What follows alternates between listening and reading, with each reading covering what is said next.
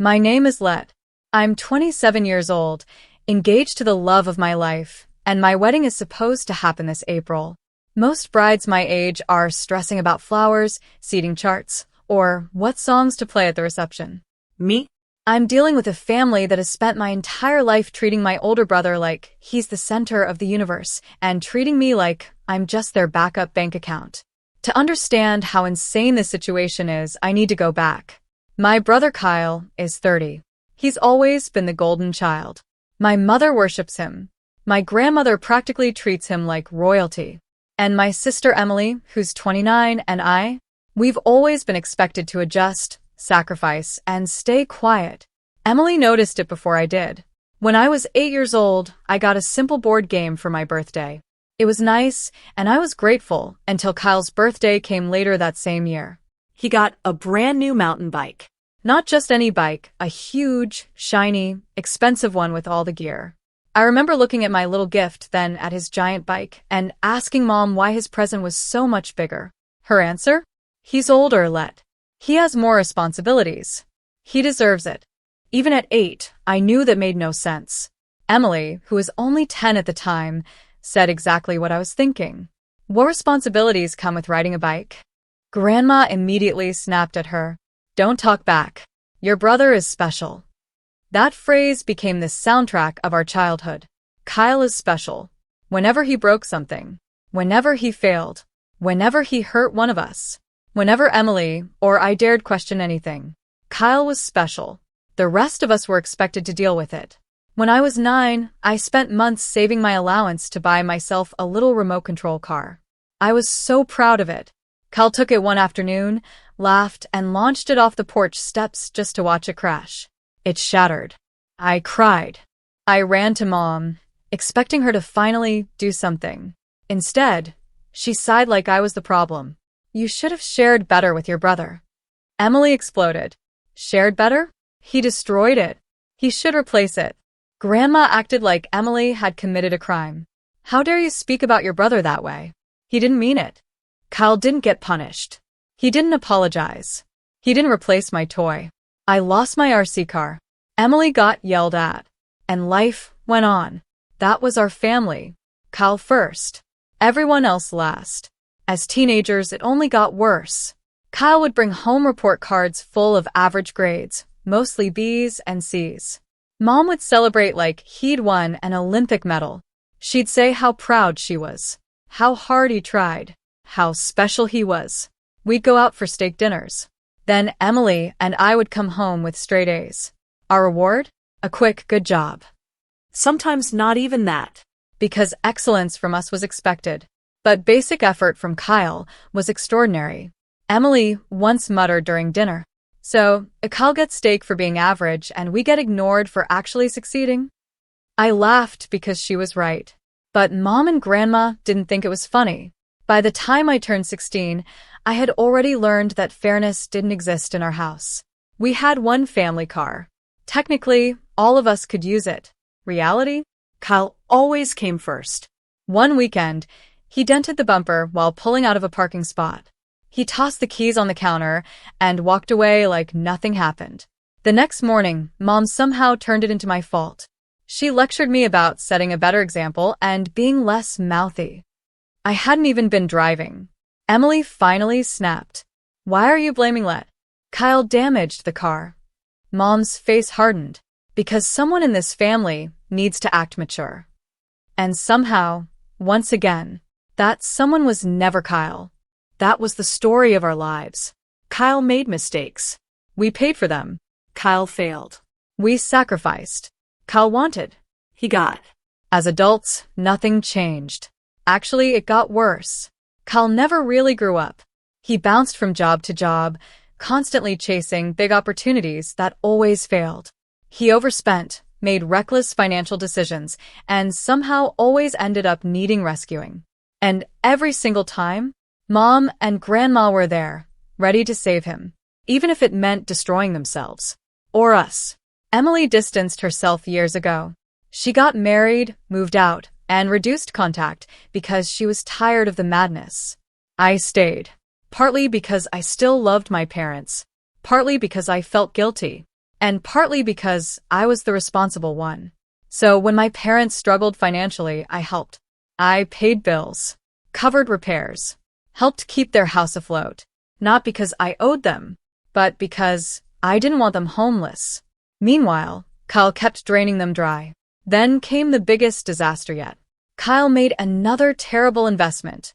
I still don't know all the details, something involving debt, failed business plans, and poor decisions. What I do know is this. My parents took out a second mortgage on their home to bail him out. They literally risked losing their house for him, again. And somehow, that still wasn't enough. Because now, they've decided my wedding fund should be the next sacrifice. Yes. My wedding, the money my fiancé and I saved, the day we planned, the future we built. They actually sat me down and suggested that I postpone, or even cancel, my wedding to help Kyle recover financially. My mother looked me in the eye and said, "Family comes first." Grandma, of course, added, "Your brother needs you. He's special." I wish I were joking. They expect me to give up one of the most important days of my life because my grown adult brother once again ruined his own. For the first time in my life, I said no, and they acted shocked. Like I was selfish. Like I was cruel.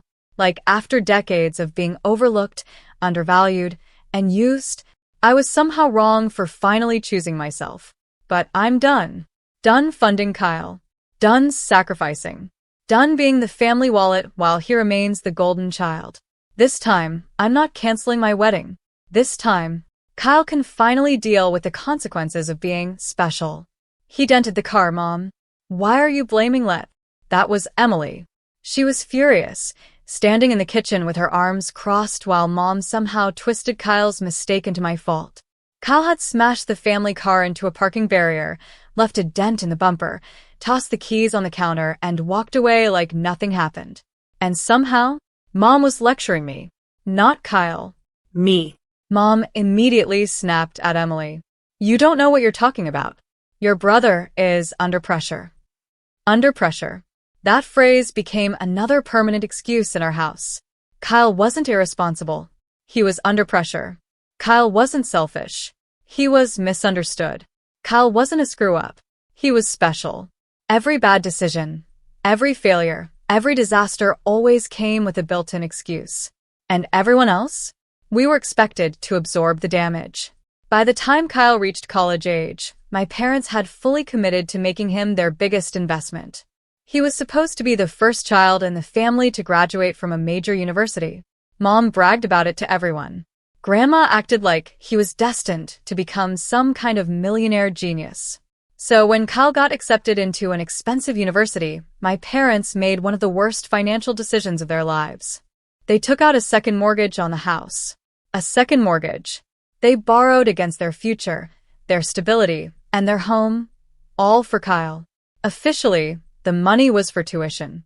Unofficially, it also funded one of Kyle's many brilliant business ideas. He spent months bragging about some startup he claimed would make him rich before graduation. He talked about investors. Big plans. Future success. Mom believed every word. Grandma called him visionary. Emily and I, we saw reality. Kyle had no discipline, no long-term plan, and no history of following through on anything. And we were right. 2 years later, Kyle dropped out. No degree, no startup, no business. The money? Gone. Completely gone. Hundreds of thousands of dollars in tuition, housing, and borrowed equity had vanished. I remember sitting at the kitchen table after hearing the news and asking the obvious question. So, what's the plan now? Before Mom could answer, Grandma jumped in immediately. Don't kick him while he's down. I blinked. Excuse me?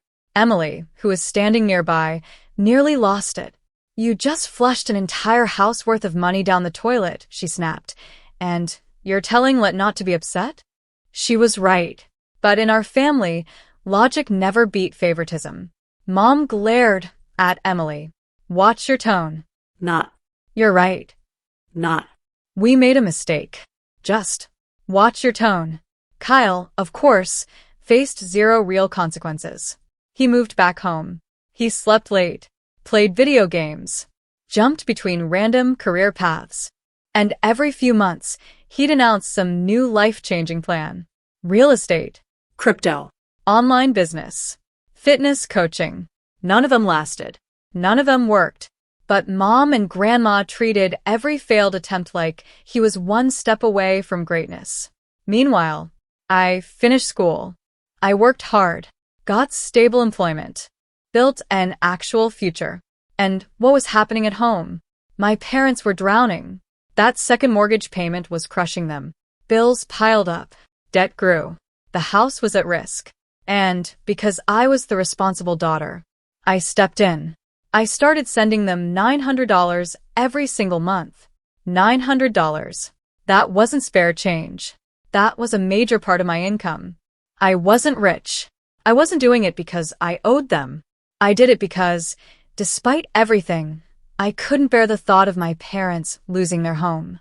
Emily warned me. She looked me dead in the eye and said, "You're not helping them. You're enabling them the same way they enabled Kyle." At the time, I didn't want to hear it. I thought I was doing the right thing. I thought maybe, finally, they'd appreciate me. Maybe they'd realize who was actually keeping them afloat. Maybe they'd see me. They didn't. The gratitude never came. Some months, I didn't even get a thank you text. No acknowledgement. No repayment plan. No offer to put my name on the house deed. Nothing. I was simply expected to help. Because that was my role. Kyle was the dream. I was the safety net. Kyle remained in the house, mostly rent-free. Every now and then, he'd throw my parents $300 like he deserved applause. Grandma still called him her special boy. Mom still defended him. Dad mostly disappeared behind his newspaper, pretending none of this was happening. Emily slowly spent less and less time at home. One day, she told me something I never forgot. The only way to survive this family is to stop expecting them to change. She was right. But back then, I wasn't ready to accept that. I still believed loyalty would eventually matter. I still believed sacrifice would be recognized. I still believed family would one day mean fairness. I was wrong. Fast forward to 6 weeks before my wedding. 6 weeks. I should have been focused on final dress fittings, guest confirmations, and honeymoon plans. Instead, I got a text from Mom. "Come over. We need to talk. It's important." No explanation. No details. And in my family, important almost always meant one thing. Kyle had another problem. When I arrived, I immediately noticed Emily's car already parked outside. That alone told me this wasn't normal. Mom rarely included Emily unless she wanted all available resources or witnesses. I walked inside and instantly felt something was off. The whole room looked staged. The TV was muted. That never happened. Dad sat in his recliner, nervously shuffling the same envelope over and over without reading it. Grandma sat upright on the couch, cane beside her, looking like a queen preparing to issue orders. Kyle was sprawled across the center cushion like he owned the room. Mom stood with her arms crossed, waiting. Emily sat off to the side, arms folded tightly, her face already full of disbelief. She gave me one look. That look said everything. "You are not going to believe this." Mom smiled, that fake, sugary smile she always used right before dropping emotional bombs.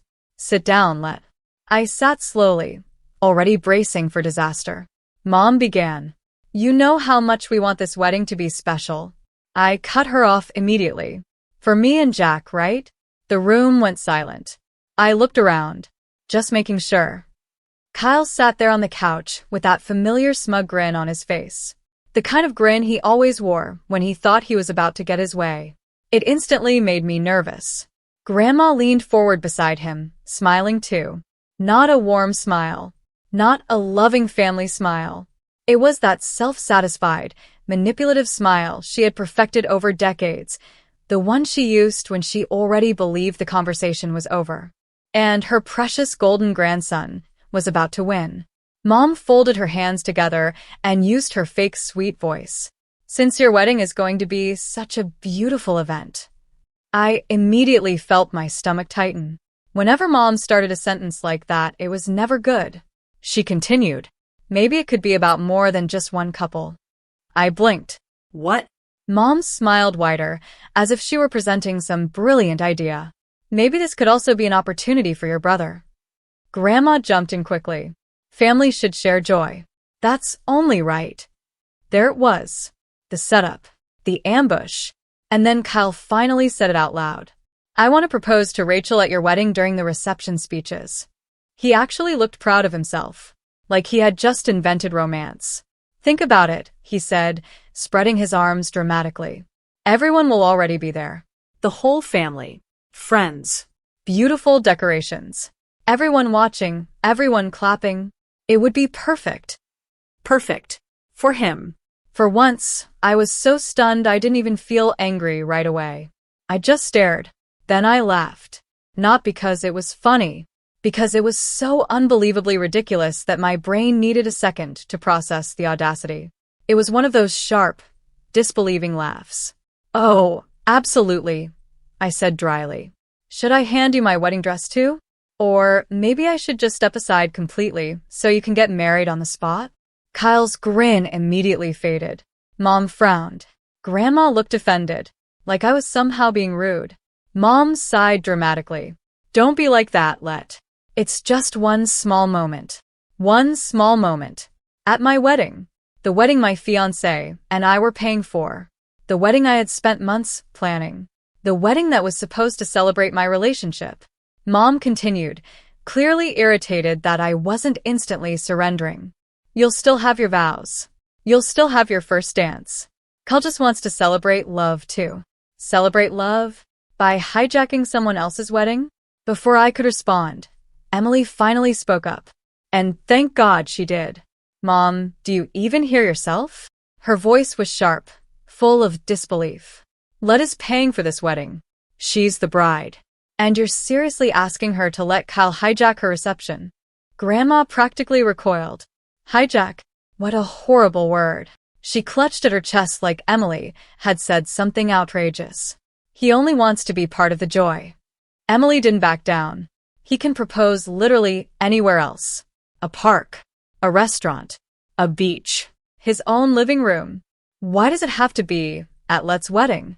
Kyle rolled his eyes, as if Emily were the unreasonable one.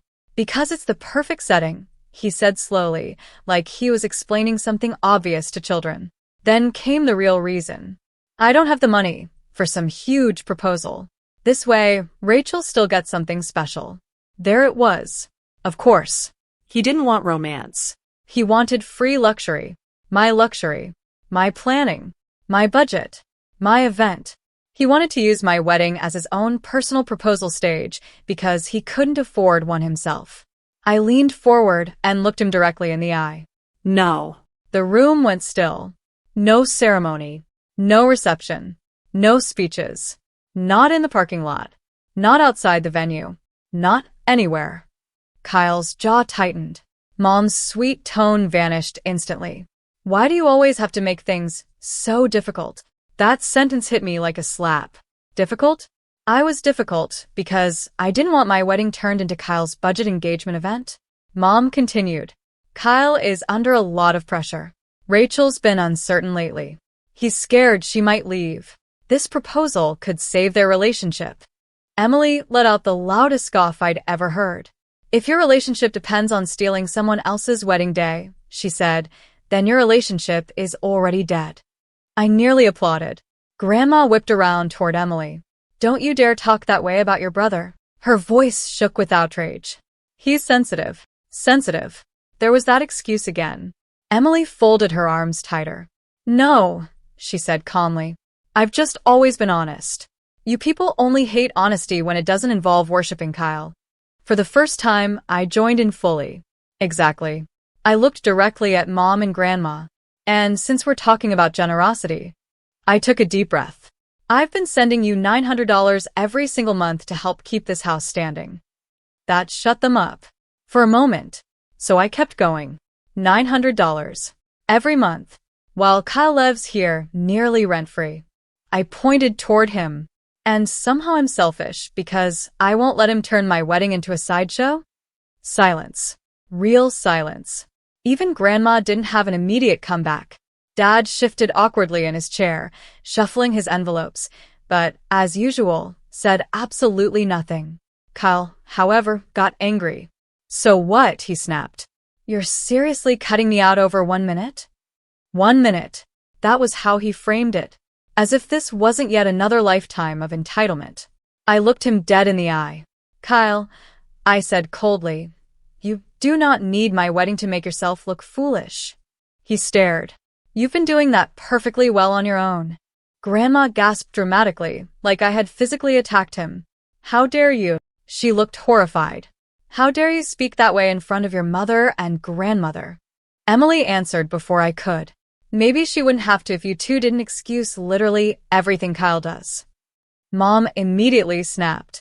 "Don't start, Emily." Emily laughed. Actually laughed. "Support him? He's 30 years old and still behaves like he's 12. Kyle opened his mouth, but Emily bulldozed right over him. "Maybe if you stopped babying him, he wouldn't need to crash other people's weddings just to feel important." And for once, No one had a real defense. because she was right. Completely, brutally right. Kyle's face turned bright red. Not embarrassment. Not shame. Pure anger. The kind of anger he always showed whenever someone finally told him no. He pointed at Emily like she had personally betrayed him. "You're just jealous," he snapped. "I get more attention than you ever did." Emily didn't even blink. She stood there completely calm, arms crossed, looking almost bored. "If this is what attention looks like," she said coldly, "you can keep it." I nearly smiled. For once, someone was saying exactly what needed to be said. Kyle looked stunned that neither of us was backing down. He genuinely wasn't used to it, because for his entire life, our family had bent around him like gravity. Mom made excuses. Grandma worshipped him. Dad avoided conflict. And I had been paying for the damage. But not anymore. I slowly stood up from my chair. "This conversation is over." Mom's expression shifted instantly. She knew that tone. I wasn't negotiating. I looked directly at all of them. "I'm not paying for your mortgage while you sit here trying to hand my wedding over to Kyle." Then I dropped the real bomb. "The $900 stops now." The room froze. You would have thought I'd announced the apocalypse. Mom's mouth literally fell open. "You can't do that." For the first time all evening, her panic was real.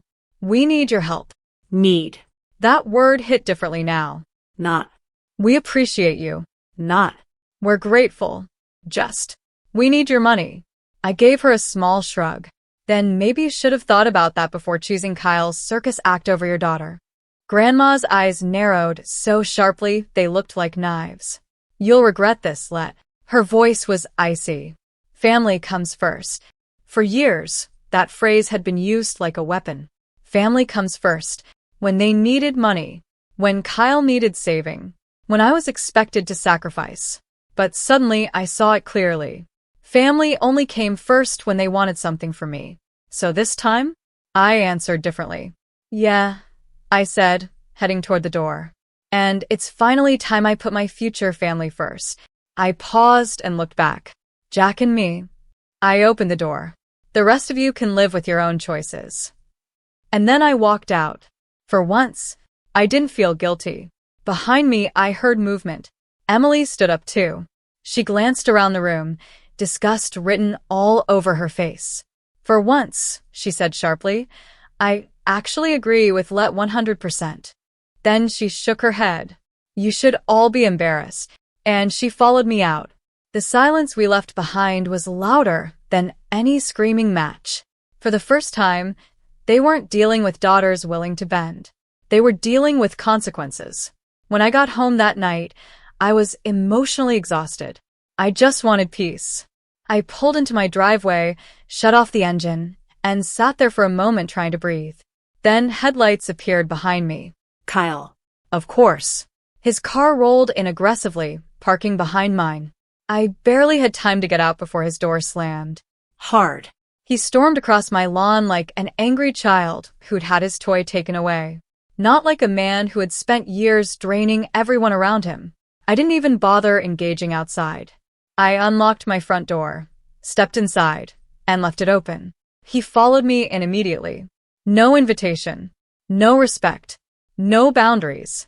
That was Kyle. Permission had never applied to him. In his mind, everything belonged to him already. The second the door shut behind him, he exploded. You ruined everything. His voice echoed through my house. Do you even realize what you've done? I calmly kicked off my shoes and walked toward the kitchen. Rachel was expecting something huge, he shouted. And now I've got nothing. I opened the fridge, grabbed water, and answered without even looking at him.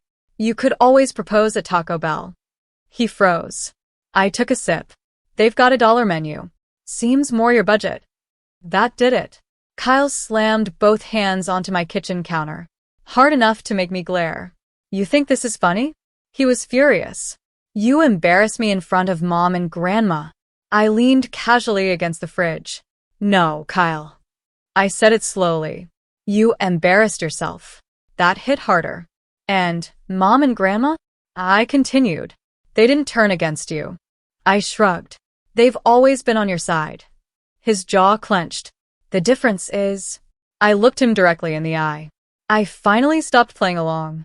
That truth visibly rattled him, because deep down, he knew it was true. He jabbed his finger toward me. You're financially blackmailing them. I almost laughed. Blackmail?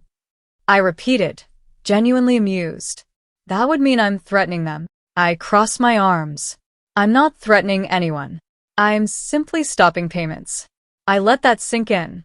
Like a normal person does when they get tired of being used. Kyle started pacing around my kitchen like a trapped animal. Do you even understand what's going to happen now? His voice rose again. Mom and Dad can't afford that mortgage without you. I stayed silent. You're going to make them lose the house. He pointed at me dramatically. All because you couldn't share the spotlight for 1 minute. That was when I finally lost all patience. I set my glass down slowly. Then I looked him dead in the eye. You mean the house they almost lost because of you? He stopped pacing. Silence. The house they took a second mortgage on so you could play entrepreneur? His expression faltered.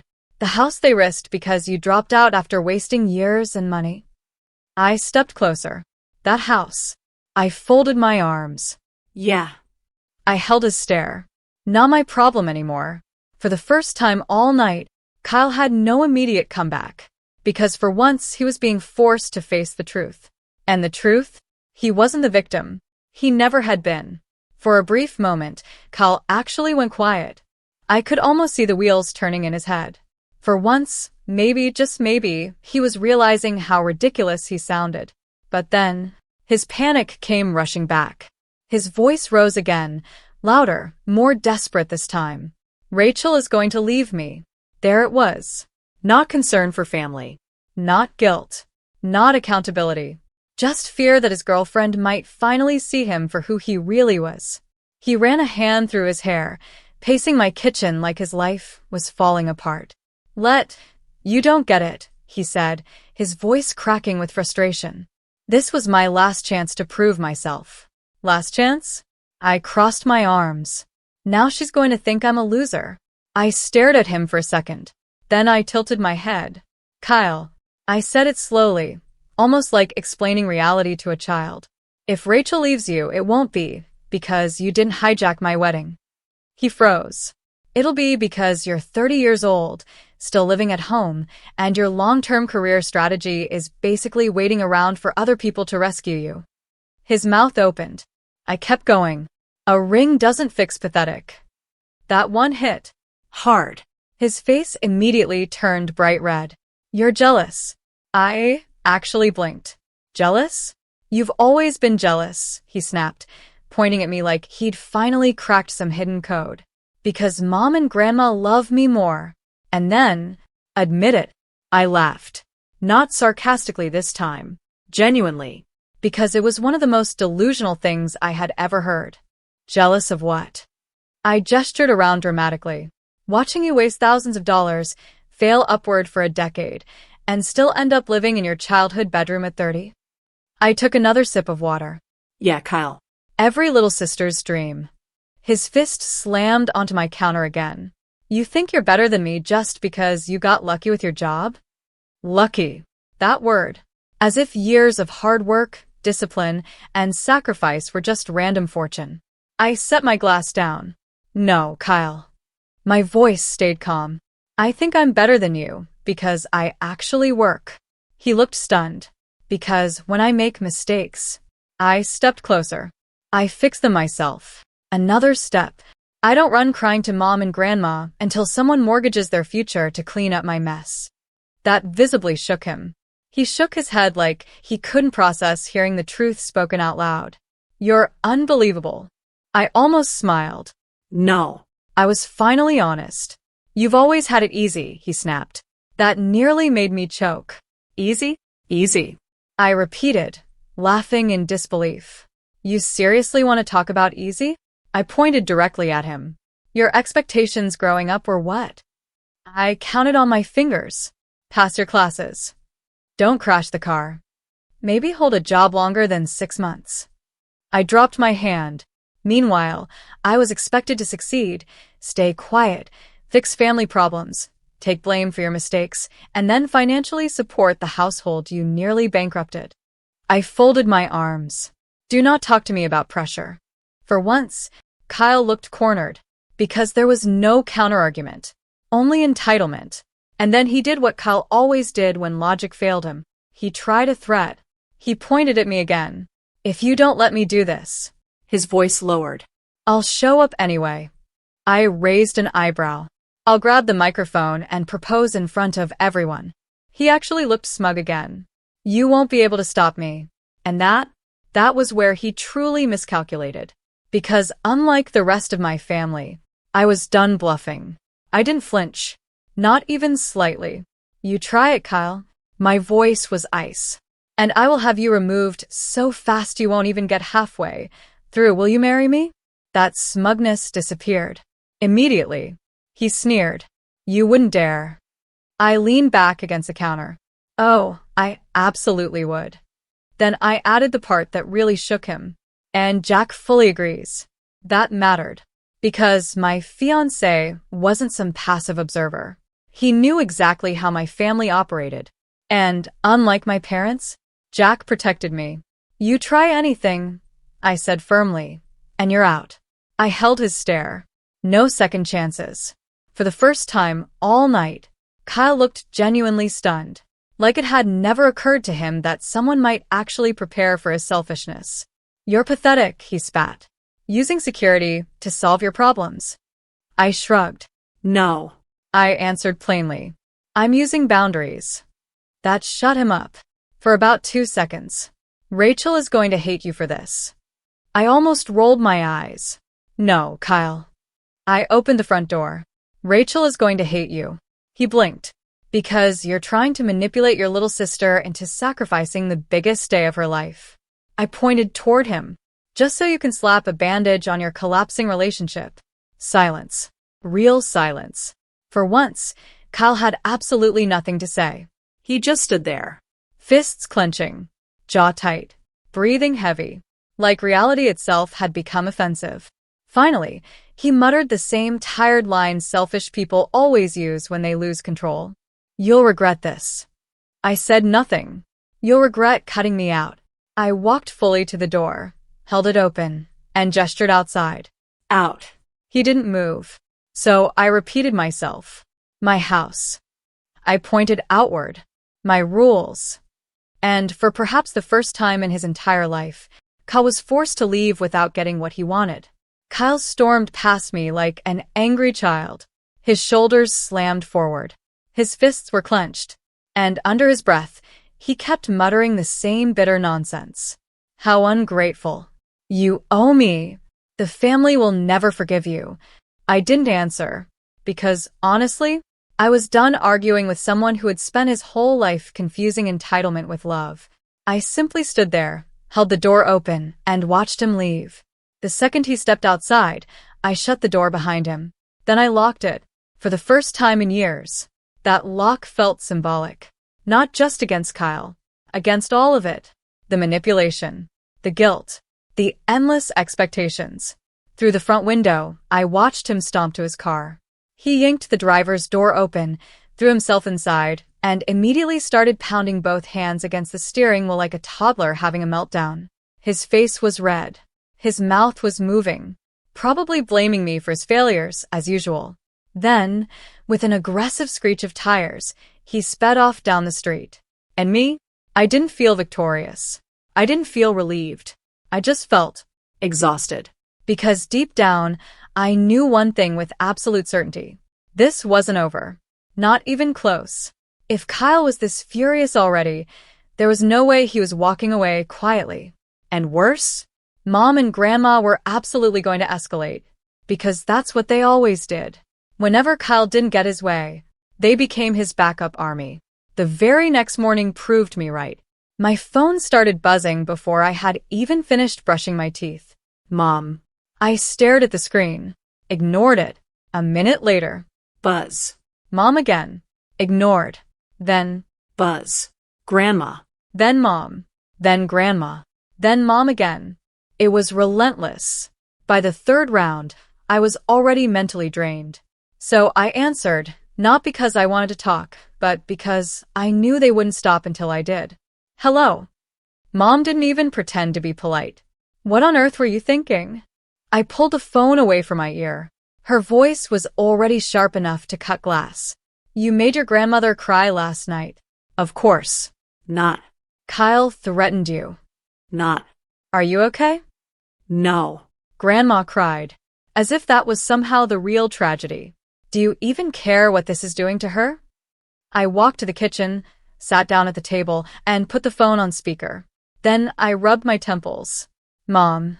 I took a deep breath. Kyle tried to hijack my wedding. Silence. He showed up at my house screaming. More silence. And you're worried about Grandma crying? Mom's voice instantly hardened. She's your grandmother. There it was. The classic guilt weapon. You cannot talk to her the way you do. She's hurt. I almost laughed. She's hurt. I repeated. She's hurt because she wanted me to hand over my wedding like a party favor. I leaned back in my chair. That is not my problem. Mom shifted immediately into her favorite emotional manipulation mode, that soft, disappointed tone she used whenever she wanted me to feel like a monster. Family should be about sacrifice. There it was. That word again. Sacrifice. Always mine. Never Kyle's. You've always been so cold about these things, she continued. Cold? Because I wanted my own wedding to be about me? Kyle just wants one moment, she said. You lose nothing by letting him have it. That actually made me laugh. A short, bitter laugh. Nothing, I said sharply. Nothing, Mom. I started counting. I lose the one day that is supposed to celebrate me and Jack. I lose boundaries. I lose self-respect. I lose peace. Then I added, and while we're at it, you lose $900 a month. Her tone immediately changed. There it is again. She practically spat the words. You keep throwing money in our faces. I folded my arms. No. I said calmly. I'm not weaponizing money. I paused. I'm stopping it. That shut her up for half a second. Then came the real desperation. When we lose this house, her voice dropped low. It will be on your conscience. That was it. The final straw. For years, that line might have broken me, but not anymore. No, Mom. My voice was steady. It will be on Kyle's. Silence. You took out a second mortgage for him. I emphasized every word. Not me. You chose to keep bailing him out. You chose this. I stood up from the table. And now, I'm choosing myself. Click. She hung up on me. Of course she did. Because when guilt stopped working, she had nothing left. I barely had time to set my phone down before it rang again. Grandma. I stared at it for several seconds. Every logical part of me said, don't answer. But against my better judgment, I did. Her voice was weak, shaky, almost fragile. If I didn't know her better, I might have believed she was genuinely heartbroken. I just don't understand why you're being so cruel. Cruel. That word again. Not practical. Not fair. Not exhausted. Cruel. Your brother is sensitive, she continued. I closed my eyes. He just wants a chance to be happy. I couldn't believe this conversation was real. Why can't you let him? I answered immediately. Because it's my wedding, Grandma. Simple. Direct. Not his. And then, she said something so absurd, so breathtakingly unfair, that I actually went silent for a moment. You're young. Her voice softened. You'll have other days. I froze. Excuse me? Kyle might not. I sat there in stunned disbelief. She was serious. She genuinely believed my once-in-a-lifetime wedding was more disposable than Kyle's latest emotional crisis. I slowly stood. So let me get this straight. My voice was dangerously calm. I'm supposed to sacrifice one of the biggest days of my life. Because Kyle maybe can't get his life together? She didn't answer. Because there was no sane answer. That is insane. But Grandma kept pushing anyway. Because in her world, Kyle's happiness had always been worth more than anyone else's future. Grandma didn't stop. Of course she didn't.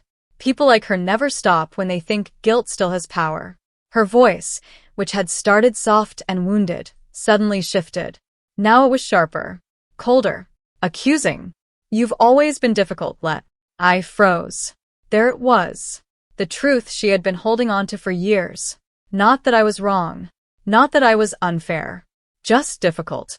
Kyle was always the good boy, she continued. I could practically hear her sitting there, convinced she was speaking absolute wisdom. You were stubborn. Each word felt like an old wound reopening. Always questioning. Another hit. Always making trouble. I felt my jaw tighten, so hard it hurt. Because this wasn't just favoritism anymore. This was full-on rewriting reality. I sat up straighter. Are you seriously rewriting history right now? My voice was ice. Kyle wrecked the car. Silence. Not me. Kyle dropped out after Mom and Dad nearly lost their future for him. Silence. Not me. Kyle is 30 years old, living off everyone else, and still acting like the world owes him something. I didn't let up. Not me. I could feel years of frustration pouring out. And somehow, I laughed bitterly. You're still calling him the good one? Grandma's tone sharpened instantly. Watch your tongue, Let. That old command. The one she always used when facts threatened her fantasy. I've done nothing but love you. Love. That word. That was it. That was my breaking point. Because love, real love doesn't tear one child down to build another up. Real love doesn't excuse abuse. Real love doesn't spend decades undermining someone's worth. I stood from my chair. Love. I repeated, almost in disbelief. You told Jack, before we were even engaged, that I was trouble. Silence. I could almost hear her breath catch. You warned him to keep his eyes open. Still silence. Don't even try denying it, because Jack had already told me. Every word. Every fake concern disguised as advice. Every subtle attempt to poison my relationship. Every whisper designed to make me look unstable. He told me everything. The silence on the line became deafening. And then, that's not how I meant it. Weak. Defensive. Cowardly. I cut her off immediately. No. My voice was firm. That is exactly how you meant it. For once, I wasn't going to let her twist her own cruelty into concern. You don't get to lecture me about family. I was shaking now, not from fear, but from years of bottled rage finally surfacing. Not when you've spent my entire life undermining me. I paced across the kitchen. Not when you've praised Kyle for simply existing while criticizing me for breathing. My voice cracked, but I didn't stop. Not when you've spent years treating me like I was the problem just because I refused to worship him. And then, she cried. Loudly. Dramatically. Like she was the victim. Like I had somehow attacked her instead of finally telling the truth. You're so ungrateful. I didn't wait. I hung up. Immediately. And for the first time in my life, I didn't feel guilty about it. I stood there for a second, staring at my phone, breathing hard. Jack had been in the kitchen the entire time. Quiet. Listening. He walked over slowly, placed a steady hand on my shoulder, and looked at me with the kind of calm support I'd spent my whole life missing. Good. That was all he said at first. Then, About time you stopped letting her run your life. And honestly, he was right. I let out a long breath. A heavy one. The kind that feels like years of pressure finally cracking. I shouldn't have let her get under my skin, I admitted. Jack squeezed my shoulder. But I looked at him. But I'm done. And I meant it.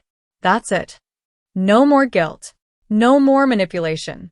No more sacrificing my peace for people who only valued me when I was useful. No more. Later that evening, my phone buzzed again. This time, Emily. Her text read, "Mom's blowing up my phone too." Guess Kyle ran crying to her again. I actually laughed. For the first time in days. I called her immediately. She answered with an exhausted sigh. "You were right yesterday." Her voice was flat. "They are relentless." I leaned back on the couch. "Tell me about it," Emily continued. "But honestly, I don't blame you for losing it on Grandma." That mattered more than she probably realized. She's been feeding Kyle delusions for years. I nodded, even though she couldn't see me. "I know." Then I said something I hadn't fully admitted out loud before. "Jack told me some of the things Grandma said behind my back." Emily went quiet. Then her voice hardened. Oh, yeah. I stared at the ceiling. That pushed me over the edge. Emily didn't hesitate. Then let her cry. Simple. Cold. Deserved. She made her choice a long time ago.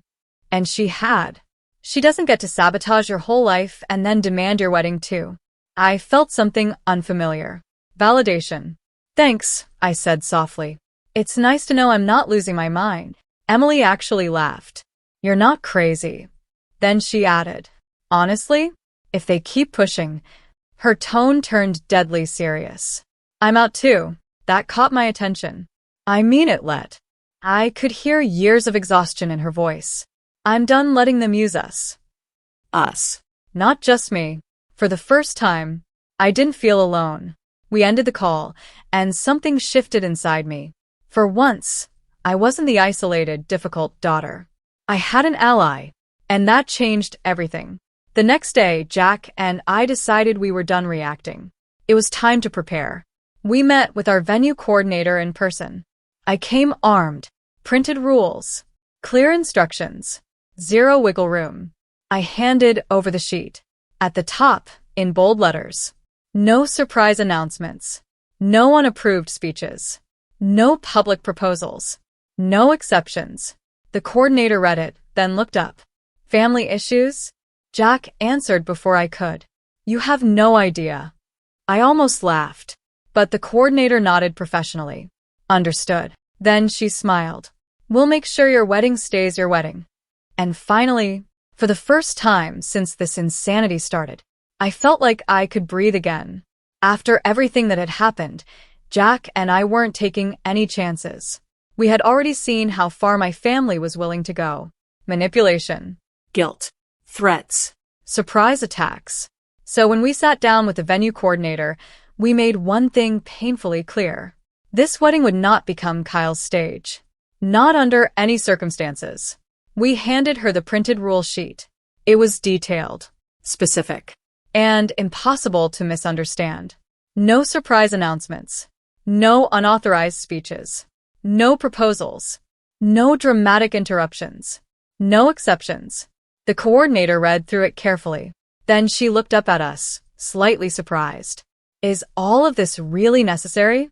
Before I could even answer, Jack spoke immediately. "Yes." His voice was calm, but firm. "Very necessary." I glanced at him and honestly, I loved him even more in that moment.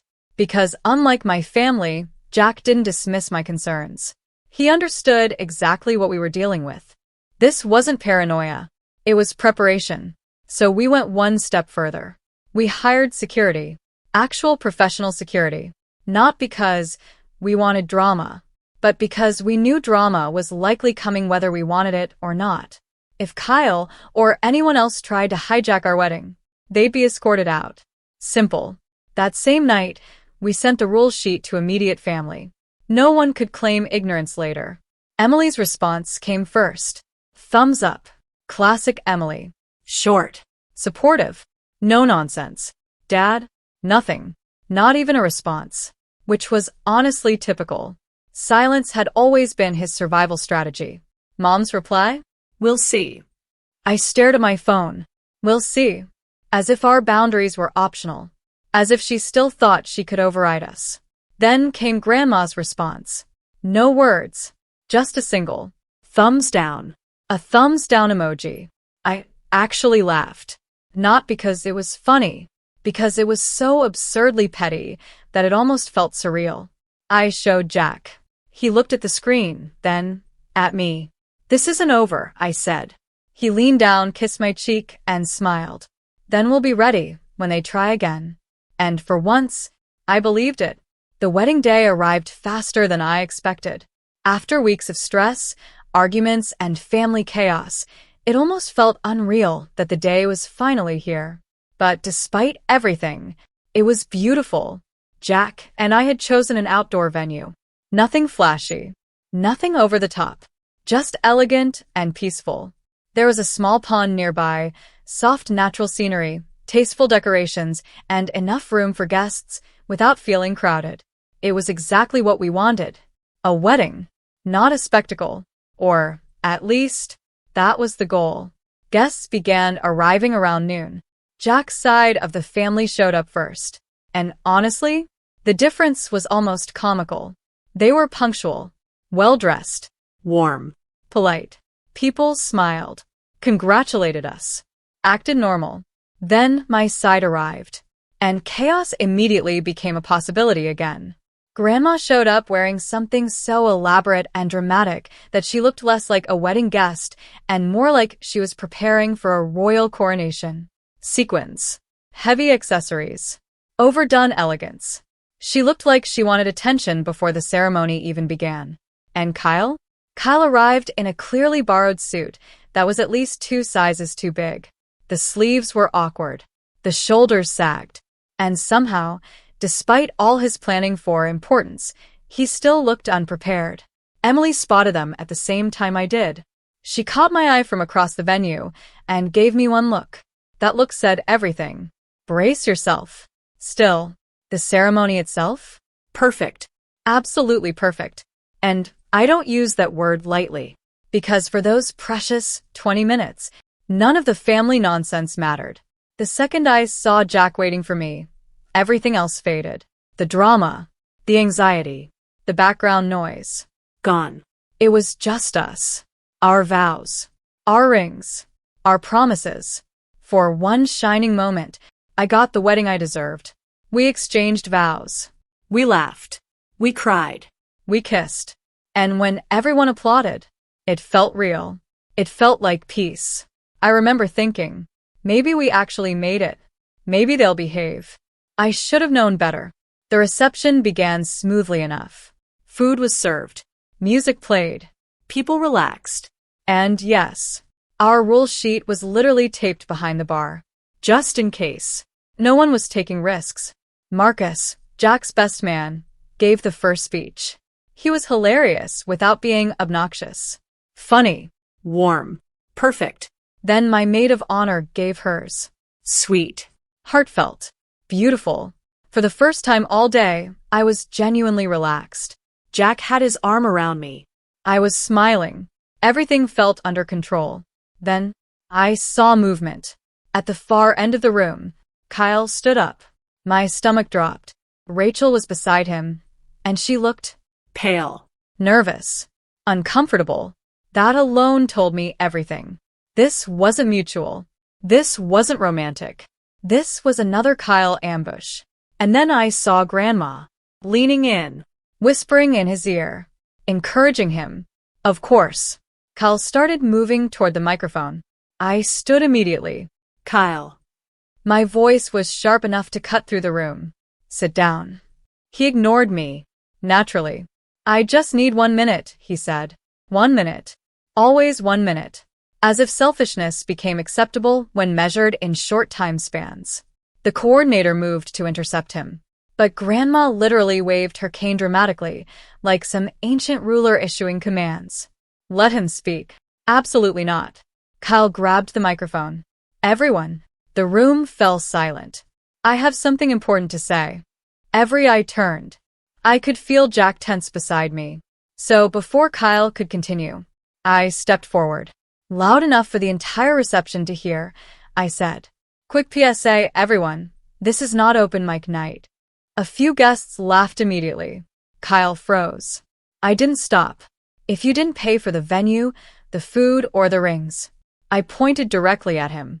"Sit down." The laughter spread wider. Even some relatives looked uncomfortable. Kyle's face went crimson, but somehow, he still held tighter to the mic. No, he snapped. "Listen, this is important." Then he turned dramatically toward Rachel. "Rachel, oh no, I love you." But before he could even continue, Rachel shot to her feet, so fast her chair scraped loudly across the floor.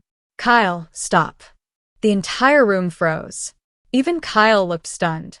Her voice was shaking, but she kept going. "I told you I didn't want this." Whispers spread instantly through the guests. Rachel looked humiliated.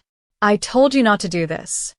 Kyle's eyes darted around desperately, clearly realizing his perfect moment was collapsing in real time. "Babe, just let me finish." No. This time her voice was louder, Stronger. clearer, and for the first time all day, Kyle was the one being publicly shut down. Rachel stood there shaking, but not from uncertainty. From anger. Real anger. The kind that comes from someone who has spent weeks being ignored and finally decides they've had enough. She looked directly at Kyle, her face flushed with humiliation. "I've told you for weeks." Her voice cracked slightly, but she didn't back down. "I did not want a public proposal." The room was so quiet you could hear silverware clink in the distance. Rachel's eyes moved around the reception hall, especially not at someone else's wedding. That line hit like lightning. And then, the answer is a no. A gasp swept through the crowd. But she wasn't finished. "I'm done." Done. One word. And just like that, Kyle's grand fantasy detonated in front of everyone. The silence afterward was heavier than anything we'd experienced all day. Heavier than vows. Heavier than family tension. Heavier than every manipulative stunt leading up to this moment. It was devastating. For Kyle. A few guests looked horrified. Some looked fascinated. And then, a couple of Jack's cousins actually started clapping. I almost lost it, not because it was cruel, but because honestly, Rachel deserved applause. She had just done what my entire family had failed to do for decades. She publicly told Kyle no. Grandma, meanwhile, looked like she had swallowed an entire lemon whole. Her face twisted in outrage. Kyle just stood there, frozen. His carefully staged, perfect moment had collapsed into public rejection. And, instead of taking responsibility, he turned toward me. Of course he did. "You." His face was red with humiliation. "You ruined this." I actually shook my head. "No, Kyle." My voice was calm, firm.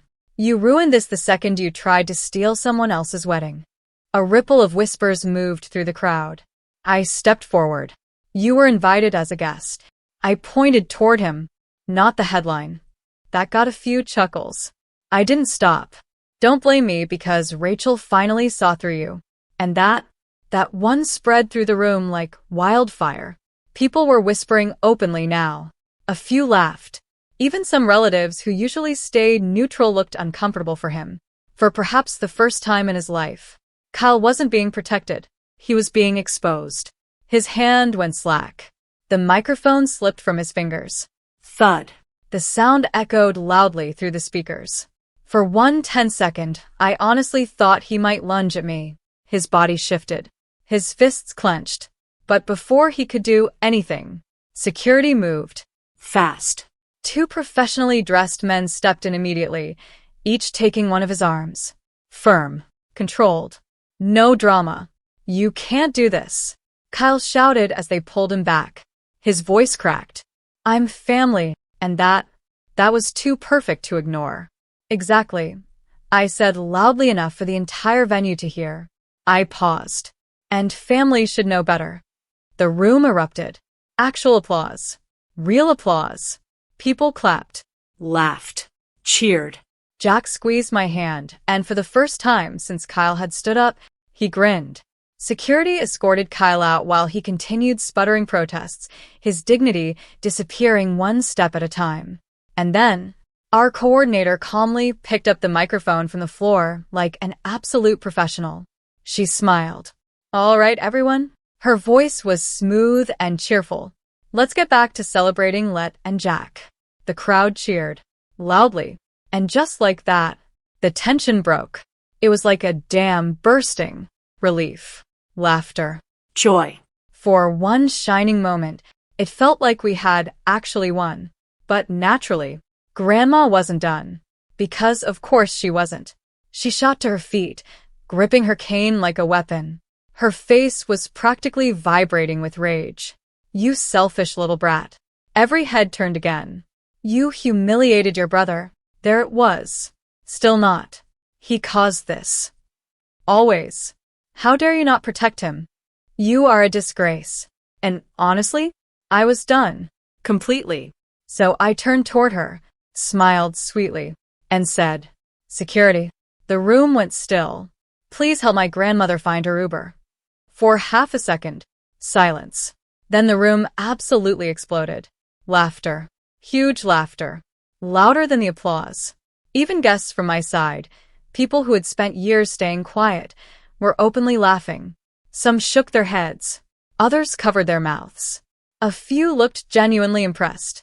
Emily was practically choking, trying not to laugh too hard. Grandma sputtered furiously. "Ungrateful. Disrespectful. You'll regret this." But no one was listening anymore. Because the power she'd held over me for years? Gone. Completely gone. She stormed out in dramatic fury, following after Kyle like an outraged queen leaving a failed kingdom. And just like that, the circus finally left. The rest of the reception? Perfect. Actually perfect. We danced. We ate. We laughed. Marcus absolutely roasted my dance moves during one toast, which was fair because apparently I danced like a panicked flamingo. Jack finally relaxed. And every single toast after that was for us. Not Kyle. Not family drama. Not forced sacrifices. Us. At one point, Emily leaned over during dinner and whispered, "That," she grinned, "was the best shutdown I've ever seen." I laughed. "Worth every penny for security." She raised her glass. "Worth double." I shook my head. Honestly, I should have charged tickets. For the first time in months, I felt light. Free. Like my wedding had been rescued, not just from Kyle, but from years of emotional theft.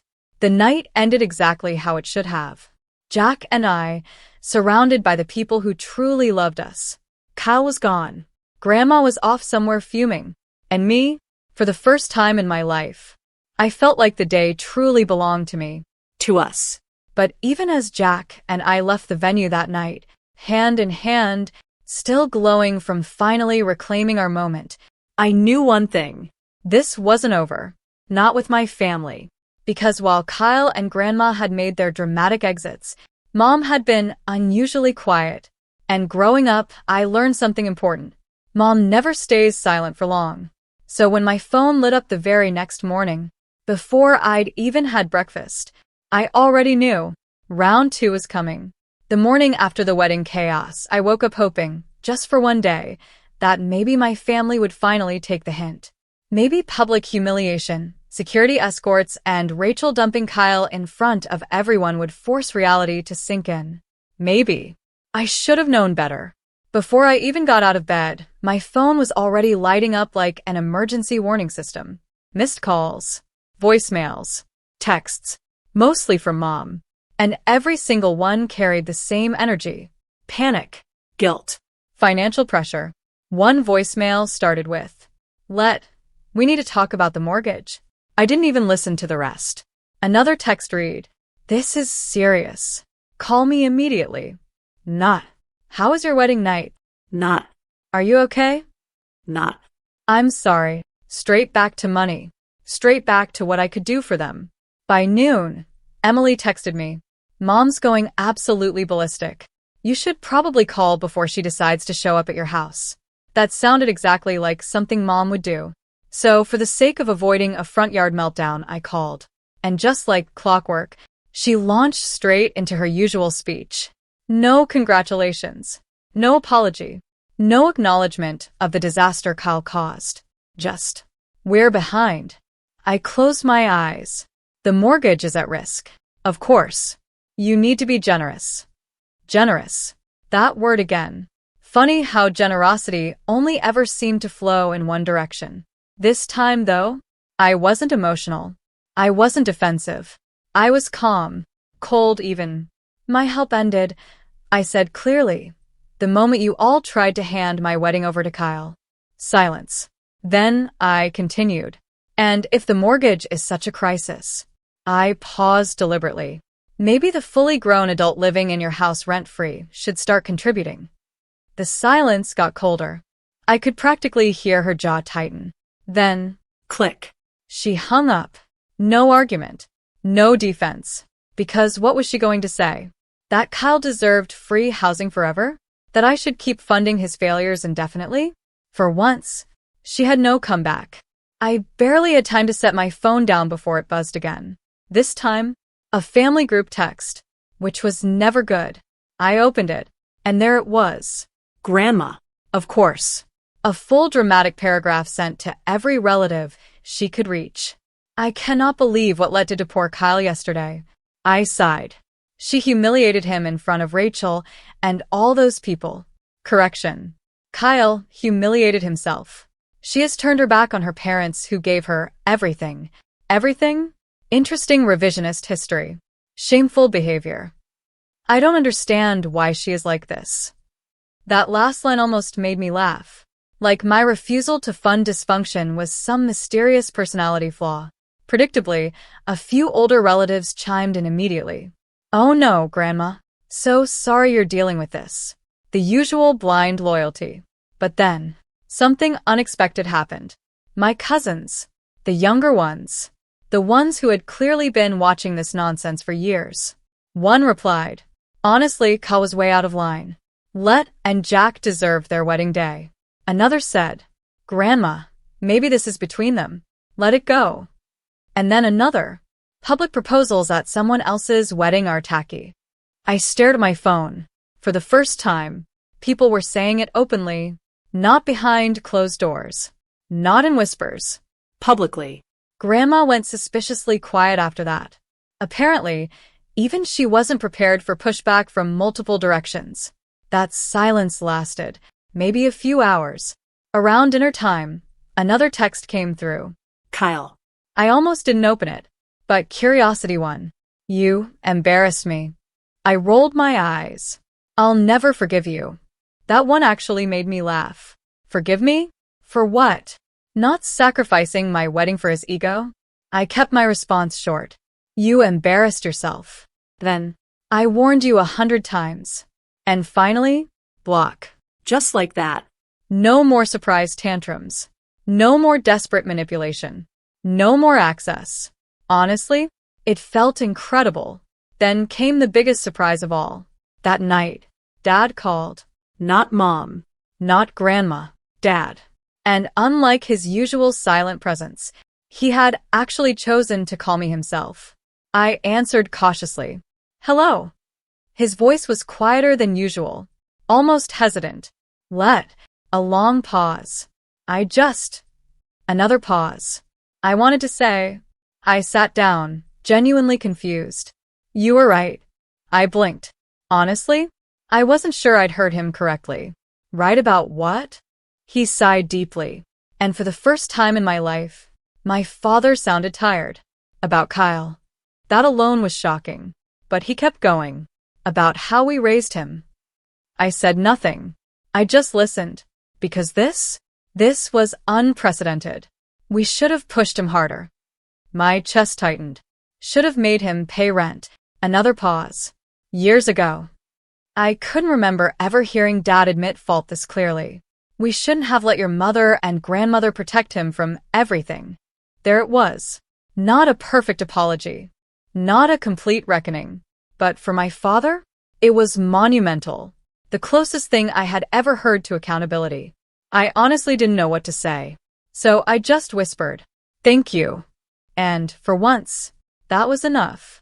Later that night, Jack and I sat down at the kitchen table. No drama, no calls, no guilt, just us. And a spreadsheet. For the first time in years, we built our financial future without factoring in the monthly $900 I'd been sending my parents. $900. Every month. Now? It stayed with us. We looked at savings goals, future plans, a down payment, our house, our life, our future. Jack leaned back, looked at the numbers, then smiled at me. Feels good, doesn't it? I looked at the screen, at what was finally possible, at what I had been sacrificing for years, and I smiled. Yeah, it really did. For the first time, I wasn't funding someone else's chaos. I was building my own peace. Of course, peace in my family never lasts long, because while my life was finally moving forward, Kyle's was about to get much, much worse. After the wedding disaster, something shocking happened.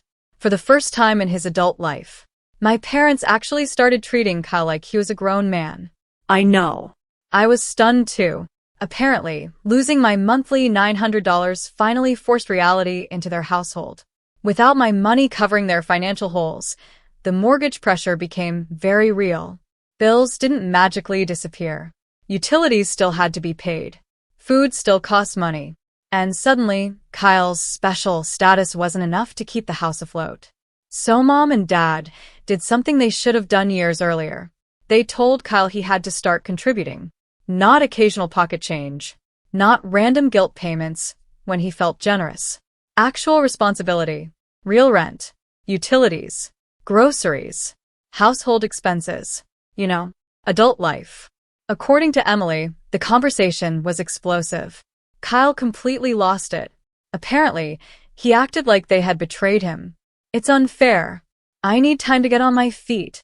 You don't understand how hard things are for me. I almost laughed when Emily told me.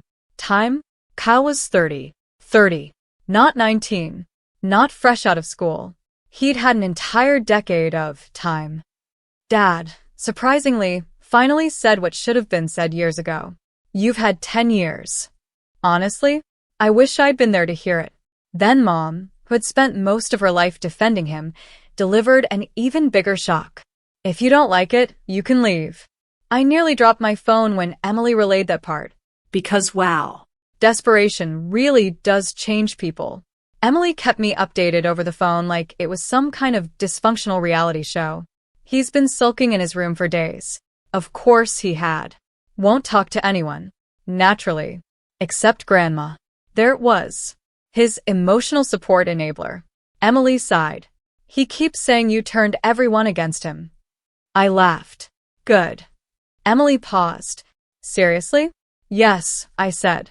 Maybe for once in his life, he'll realize the world doesn't revolve around him. Emily gave one of her dry, exhausted laughs. Don't hold your breath. Fair point. Kyle had spent decades avoiding accountability. One financial reality check probably wasn't enough to create instant maturity. Still, it was progress. But naturally, Grandma wasn't ready to give up control. Not even close. A few days later, she attempted one final manipulation stunt. She organized a family healing dinner at her house. And by healing, of course, she meant forcing me to apologize. Emily called me the moment she saw the invitation. Do not go. I laughed immediately. Don't worry. I was already shaking my head. I'm not wasting gas for an ambush. Grandma's invitation was exactly as ridiculous as expected. We need to heal these wounds. Translation. Let needs to fall back in line. And then the best part. Let owes Kyle an apology. I actually stared at my phone in disbelief. Apologize? For what? Not surrendering my wedding? Not financing dysfunction?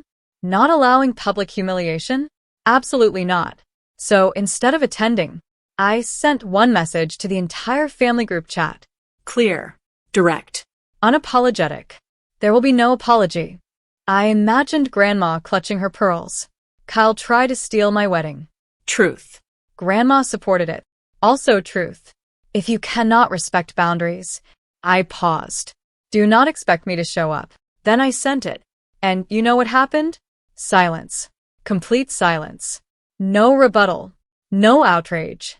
No dramatic lectures. Nothing. Because what exactly could they argue? The facts were public now. For perhaps the first time. Their manipulation wasn't working.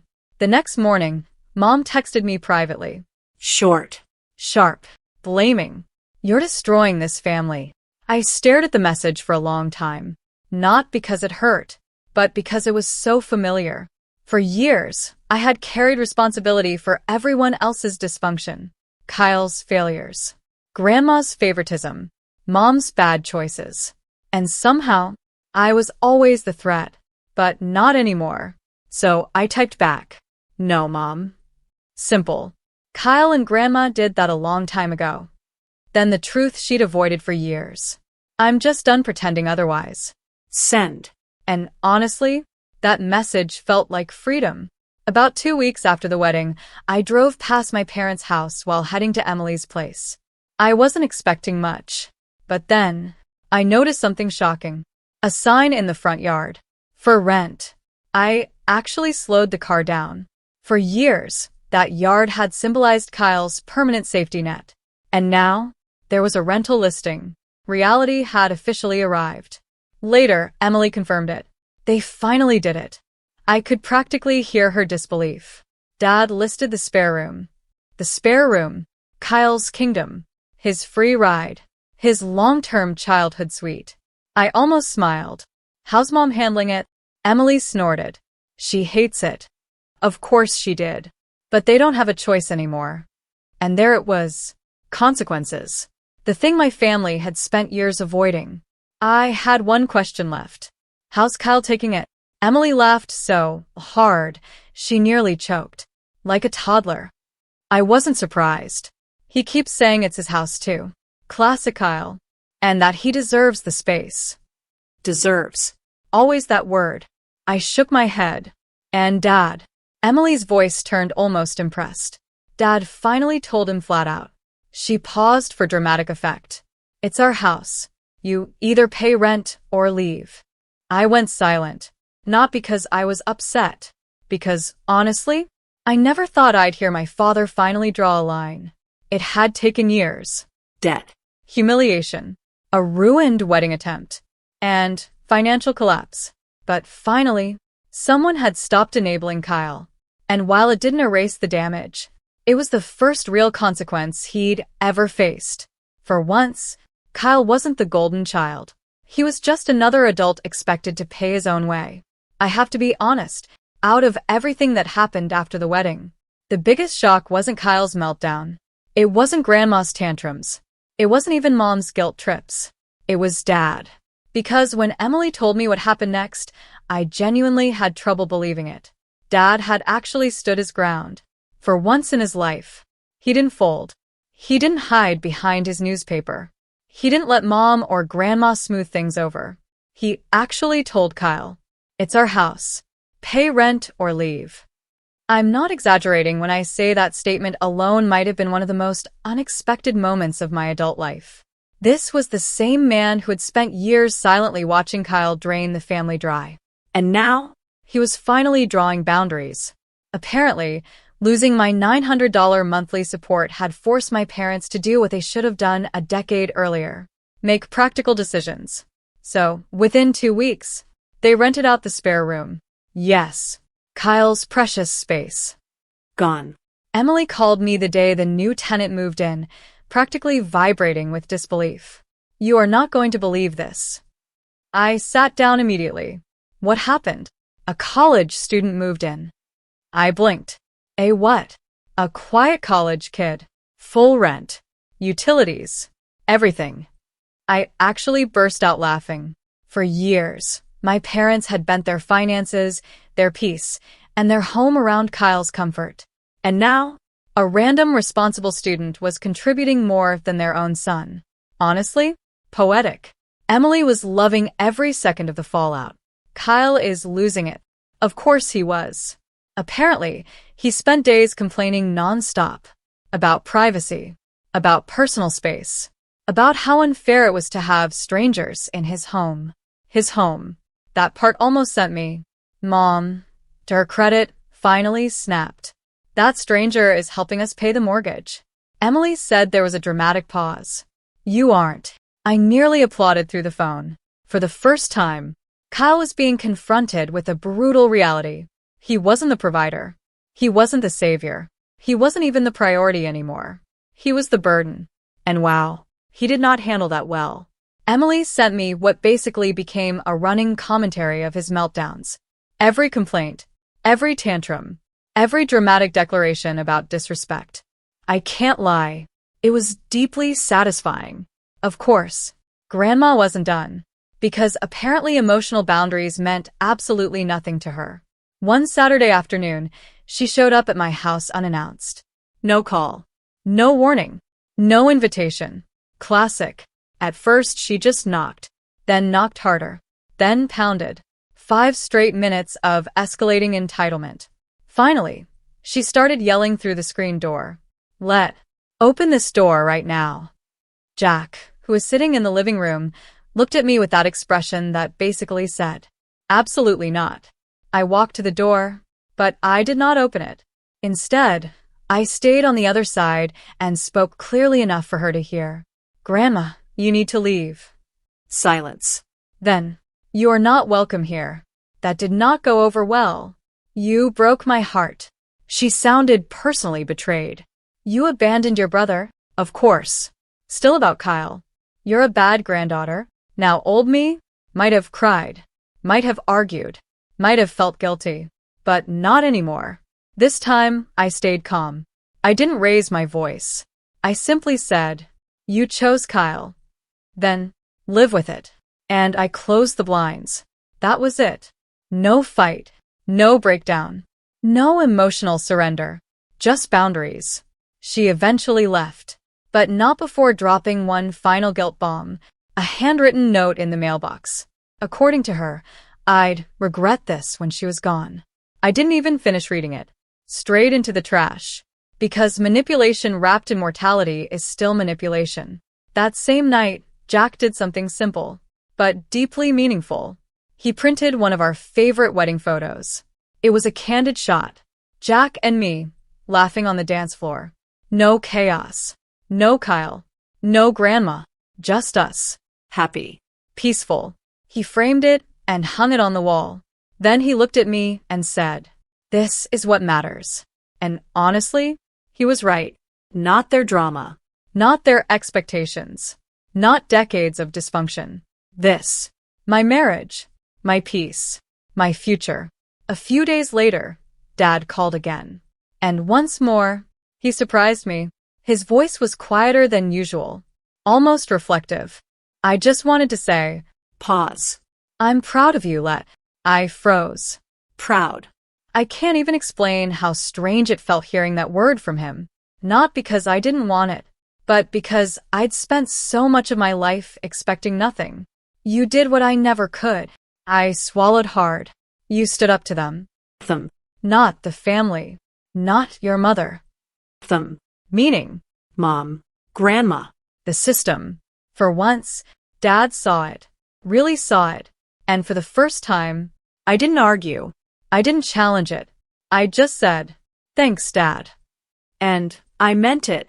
Mom, however, stayed cold. Predictably. Every so often, she'd send short, icy texts. Hope you're happy. Or, we're struggling because of you. I stopped replying, because by then, I understood something important. Not every accusation deserves a response. Sometimes silence is the healthiest boundary. Emily, on the other hand, she was evolving. Fast. Watching me finally break free seemed to light something in her too. She stopped attending Grandma's manipulative family dinners. She stopped answering Kyle's midnight pity calls. And then, she directly told Mom, I'm done with this favoritism. I wish I could have seen Mom's face. Emily continued, if you can't respect Let, pause. You lose me too. That hit Mom harder than anything I'd ever said. Because suddenly, this wasn't just about the difficult daughter anymore. Now she risked losing both daughters. And that reality terrified her. Meanwhile, Kyle kept spiraling. Because once the new tenant's rent started covering part of the mortgage, Dad had another revelation. Kyle still wasn't contributing enough. So he told him. Utilities were increasing. Kyle needed to pay more. And predictably, Kyle exploded. Kyle's reaction to finally being treated like an adult. Exactly what you'd expect. A full meltdown. When Dad told him he needed to pay more. Real money, consistent money. Kyle absolutely lost it. This isn't fair. Classic. You're all ganging up on me. Even more predictable. And then, of course, let poisoned you against me. I actually laughed when Emily repeated that one. Because apparently, in Kyle's world, accountability could never possibly be the result of his own actions. No. It had to be my fault somehow. Like I was some mastermind villain secretly controlling everyone. The reality? People were just finally tired. Tired of excuses. Tired of paying for him. Tired of watching him fail upward. And for perhaps the first time in his life, no one bought his victim act. Not Dad. Not Emily. And shockingly, not even Mom. That part alone felt historic. According to Emily, Mom actually rolled her eyes during one of his tantrums. I never thought I'd live to hear that sentence. Eventually, Kyle started disappearing for days at a time. Apparently, living under actual expectations was too oppressive for him. So he bounced around. Sometimes staying with friends. Sometimes vanishing. And most often, crashing at Grandma's house. Which, honestly, felt like poetic justice. Because if anyone had spent decades insisting Kyle was perfect, it was Grandma. So, naturally, Emily kept me updated. One night she called me, practically wheezing with laughter. You are going to love this. I sat up immediately. What? Grandma is complaining non-stop. I blinked. About Kyle? Oh, yes. Apparently, reality had arrived at Grandma's house too. He eats everything in her fridge. I nearly choked. He leaves messes everywhere. Of course. And he never helps with chores. I was silent for one beautiful second. Then, so, basically the exact same behavior she defended for 30 years? Emily laughed. Yep. I couldn't help it. I smiled. Guess he's her problem now. And, honestly, for the first time in my life, I didn't feel guilty. Not even a little. Because I was finally learning something powerful. You are not responsible for saving people from the consequences they created. A week later, after months of chaos, arguments, guilt trips, and manipulation, I made one final decision. I sent one last message to the family group chat. Not emotional. Not angry. Just clear. Jack and I are building our life. Simple. No more surprise announcements. Necessary. No more guilt trips. Essential. Then the line that mattered most. If you want to be part of our life, Pause. be normal. I'll admit, that one felt good. And if not, I finished. That's fine too. Send. And just like that, the boundary was official. Permanent. Emily texted me privately almost immediately. Best thing you could have said. No dramatic debate followed. No one challenged me. No one argued. The silence itself told me everything. They knew I meant it. That weekend, Jack and I sat on the couch together. The framed wedding photo hung nearby. The one without drama. Without Kyle. Without Grandma. Just us. Laughing. Dancing. Happy. Jack leaned his head gently against my shoulder. You know, I looked over. We may have lost some family. He smiled softly. But we gained peace. I looked at that photo. At our future. At the life we were finally building. And I nodded. Because he was right. Peace was worth more than $900 a month. More than guilt. More than obligation. More than forced sacrifice. For the first time in my life, I wasn't the backup wallet. I wasn't the afterthought. I wasn't the daughter expected to endlessly be generous. I was just Me. a woman building her future. Jack's partner. Emily's real ally. And finally, someone who had stopped apologizing for having boundaries. Kyle could sulk, Grandma could stew. Mom could stay angry. It didn't matter anymore, because I had drawn my line. And this time, I wasn't stepping back. Months passed, and something incredible happened. Life became peaceful. Not perfect, but peaceful. The kind of peace I honestly hadn't believed was possible growing up. Jack and I started house hunting. Every weekend became its own little adventure. We'd drive through neighborhoods debating things like big backyard or modern kitchen, fixer-upper or move-in ready, closer commute or better school someday, normal couple stuff, healthy stuff, and honestly, it felt amazing. It felt ours. Sometimes Emily tagged along, unofficially becoming our third-wheel realtor. She'd wander through empty homes making sarcastic comments about wallpaper or kitchen islands. At one showing, we all ended up laughing hysterically in a living room because Emily said, "Still less awkward than Mom's family dinners." She wasn't wrong. For once, our time together wasn't about surviving dysfunction. It was about enjoying each other. And that was healing. As for Kyle, his life continued on exactly the trajectory you'd expect. Through Dad and Emily, I'd occasionally hear updates. None of them were surprising. He bounced between jobs, never staying long. Every few weeks, it was the same story. Too stressful. My boss was unreasonable. They didn't appreciate me. The manager didn't get my potential. Excuse after excuse. He was drifting, partly living with Grandma, partly crashing with an old high school friend who apparently still tolerated him on the couch. No stability, no growth, no accountability. And Rachel? She was completely done. After the wedding humiliation, she blocked him. Fully. No reconciliation. No second chances.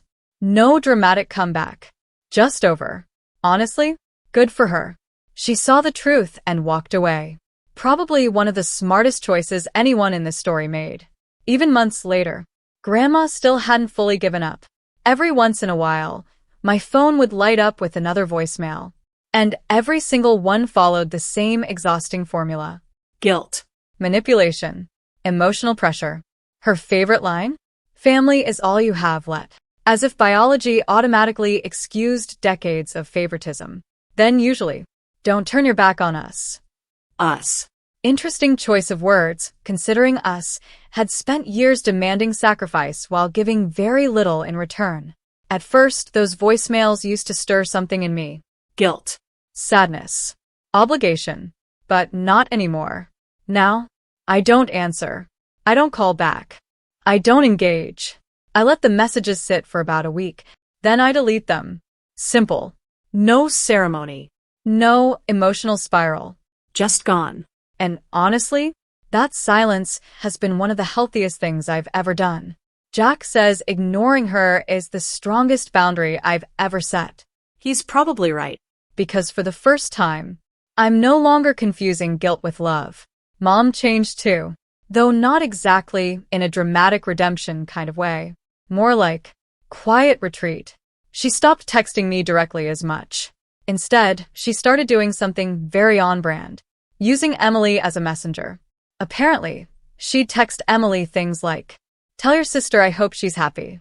Or, "Your father and I are still struggling." As if indirect guilt somehow counted less. Emily, thankfully, was absolutely not participating. Most of the time, she either ignored the messages completely or sent me screenshots, so we could laugh about them together. Her refusal to play middleman became one of my favorite developments.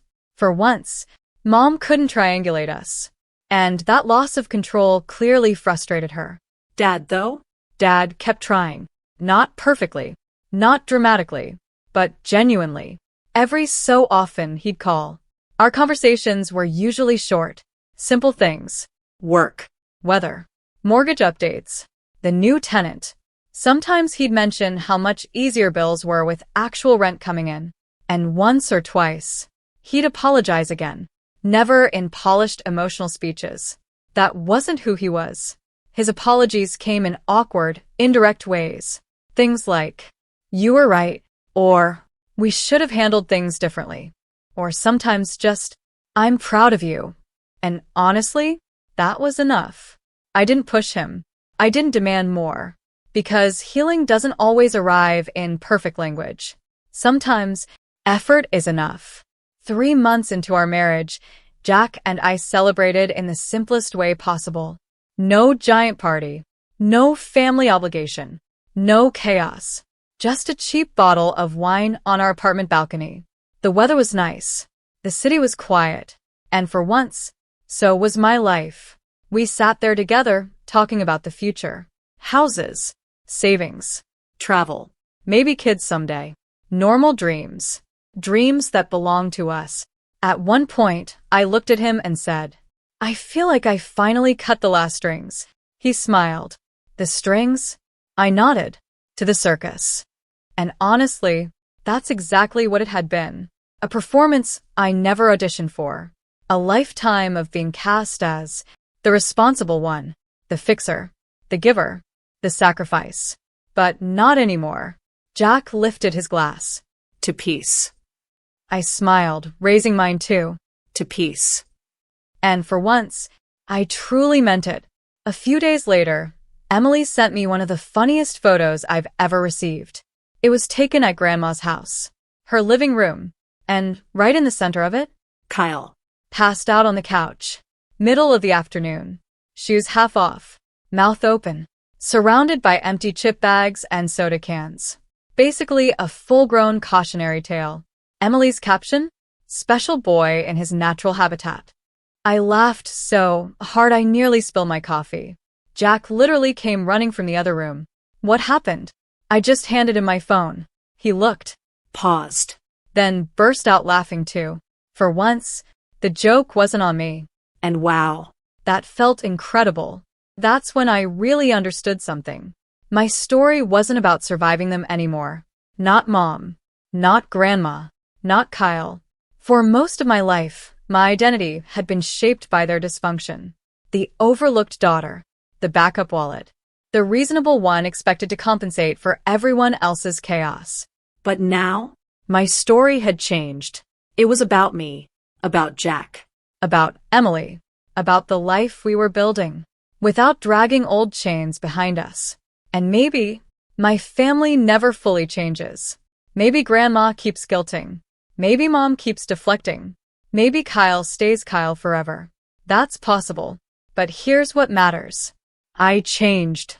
I stopped apologizing for having boundaries.